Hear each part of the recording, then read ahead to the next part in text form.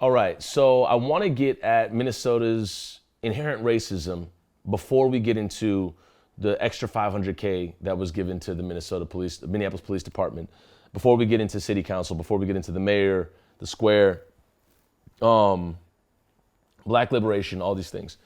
It's important to understand racism in Minnesota, for me, before getting at all these subjects. And I heard it phrased perfectly in a book called A Good Time for the Truth. And they just give different accounts of just people talking about race. And there was one account of a black woman named Tyann Coleman. And she said she had the opportunity to go to a university in the South and then a university at the University of Minnesota. And she said that when she went to the South, she was met with racism, overt racism, it's everywhere, right? And had, Confederate flags everywhere and people saying, hey, you can't be here because, Negroes can't be in this part of the town. And this is back in, I believe, the 70s or 80s. You should read the book. I just I'm slipping it right now. And then she ended up going to the University of Minnesota. But she writes that she really wished she would have went to the university in the South because there, at least, she knew that people knew they were racist, as opposed to in Minnesota, where the Confederate flags were through people's smiles and kind of dismissing racism altogether. And in this dismissal was the most dangerous kind of racism, in my eyes, in that you have folks that are dismissing the problem and exacerbating it, not only by standing in it, but by dismissing it as well. So now you're met with this twofold force of racism where it's historically legacied in slave labor, genocide, and racism, white supremacy, but it's also saying, what white supremacy? What race? What do you mean? And this speaks to so many experiences of my own being in Minnesota where people are just like, this is the North. We're not racist. No. Are you going to buy something here? And it becomes this weird, awkward conversation where you think that you're going crazy as a black person because you're like, man, these white people keep telling me that they're not racist, but yet their behavior says otherwise. I must be going crazy. And so you really have to lock into the behavior. But what I was feeling from this article was this just ultimate truth of Minnesota's denial that it is one of the largest bodies of one of the largest states benefiting from racism because it doesn't talk about it. It doesn't put in the work to address it. It doesn't acknowledge it. And in the book, it talks about black bodies being an immediate threat to white folks because in the North, whereas in the South, and this happens in New Orleans, this is what I love about New Orleans, and a little bit in Milwaukee as well, and for folks in Milwaukee, you can maybe speak to this and comment underneath, is that when you're in a city that understands it's racist, they know that white and black go hand in hand. We know the history that's here. We know what happened. We got statues about it. We got people talking about it. We got people, upfront about it. They know that the history of their soil is rooted in black blood and indigenous blood. They know it. Whereas in Minnesota, when you have somebody putting on performative acceptance and tolerance, and then they see a black person, it immediately rivals their performance of, hey, everything is all good here. Oh, wait, there's a black person here. We got to get them out of here. We can't see that here.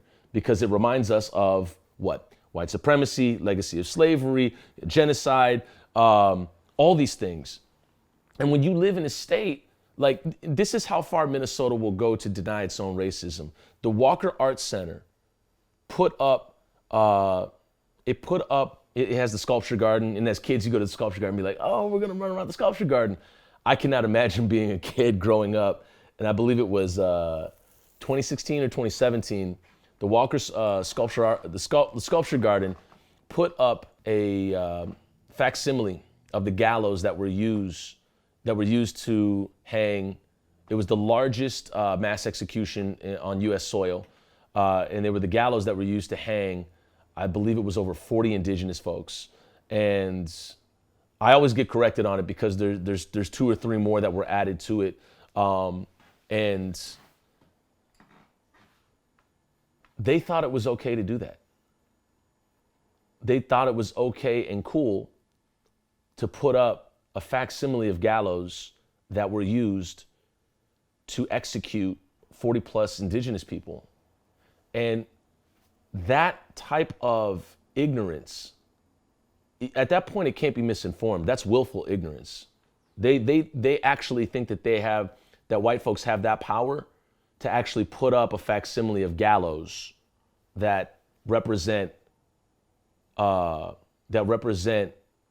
genocide, that represent white supremacy, that represent the death penalty, that represent so many other things that are steeped in racism, that they thought that was going to fly. And then people protested and they got taken down. So that type of ignorance is here in Minnesota. And that's at the top. That's at the top. Those are people that are getting paid 6-7 digits a year to make those choices for the sculpture garden. And they thought that was cool to put up. You can take it to different avenues as well, but the racism in Minnesota is insidious and it is cruel to the point that it dismisses your experience of racism in Minnesota. It will tell you otherwise. And I go no further than TPT, Twin Cities Public Television. And I know people are like, man, you're really hard on them. It's also because it's a great example of racism in Minnesota. Twin Cities Public Television will show just from being in the building, it will never really address race, but it will nod to it and then keep it moving. And the people that are working there right now may think or say otherwise, or they probably feel that they just don't want to lose their job. However, if you look at posts made by that company before May 25th, 2020, and after, even after, the week after, that's how bad it was. They were still talking about getting ghosted by your ex or how to apply for a home loan. And a black man just got lynched on 38th in Chicago. That's the dismissiveness is the point. And I know at the Square, some of the leaders say the cruelty is the point. I'll flip it, I won't flip it, but I'll say the dismissiveness is the point. It's to totally eradicate your experience and say, no. We're not racist here. Look, we're not racist here. We're just trying to protect our business. We're not racist here. We're just trying to protect our students. Yet you have the worst racial disparity in the country in law enforcement, education, and employment. And we're probably up there in home ownership too, and we can talk about that later. But I wanted to get at racism and its insidiousness in Minnesota and how bad it is, and how culturally incompetent people are. But on top of it, there's a glazed layer of dismissiveness. And in that dismissiveness, white folks have been able to pride themselves on voting blue, giving to nonprofits, and shopping local. And in doing that, it's like you're not doing the work. You're not progressive at all. You can vote blue and still look at black folks across the street and be like, oh, we got to keep it moving, The disconnect is really, really high. The dissociation for white folks in Minnesota is rampant. And it's to the point that this town doesn't need to be segregated for it to be racist. Milwaukee is one of the most segregated cities in the country. However, Milwaukee will call a spade a spade. And this is just from my experience being in Milwaukee. I love Milwaukee. We toured there all the time. I have many friends there. I love Milwaukee. And I also love the fact that folks are willing to talk about it. And we just get after it. Let's talk about race.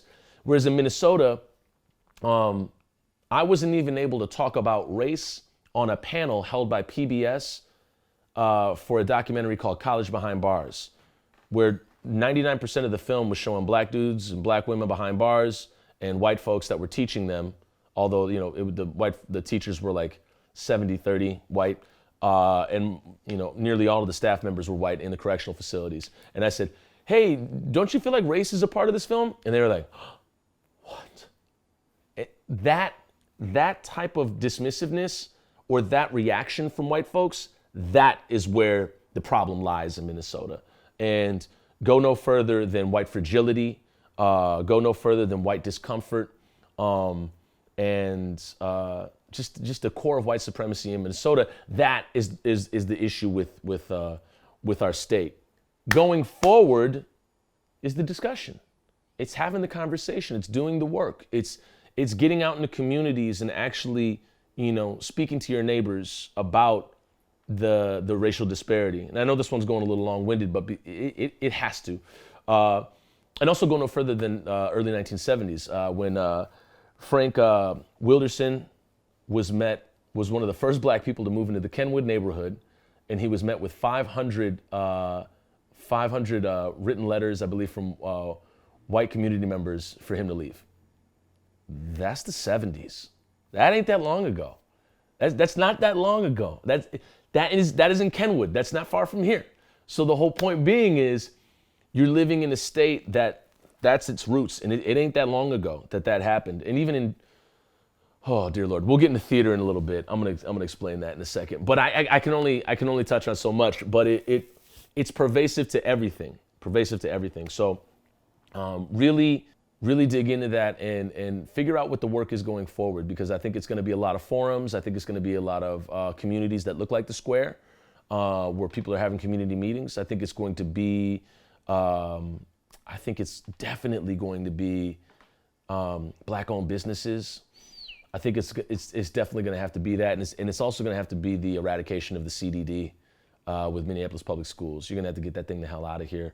And provide, and it's not to like dismiss it, it's just to be like, you gotta provide something else that has numbers and like information to back it up. The CDD is wow, but to help kids of color in Minneapolis Public Schools. And then also you're gonna have to start employing more black folks and then treating them like you would white employees, because we haven't been treated that way, and that's why everybody's leaving to go to Milwaukee or Chicago or New York or get the hell out of here, because they don't want to be a part of Minnesota. But and I say all this with my own experience and coming from the University of Minnesota and seeing a lot of young black professionals be like, out of here. And I'm sure everybody has a lot to say about this, and I'd love to hear what you have to say about this and what your experience is, especially for folks of color, because this is really this is to hear black folks, to hear people of color, to hear indigenous folks, and what your experience has been in Minnesota going forward, experiencing racism in Minnesota. So I'm looking forward to hearing that, keeping this conversation going. Thank you so much for watching. We'll see you in the next one.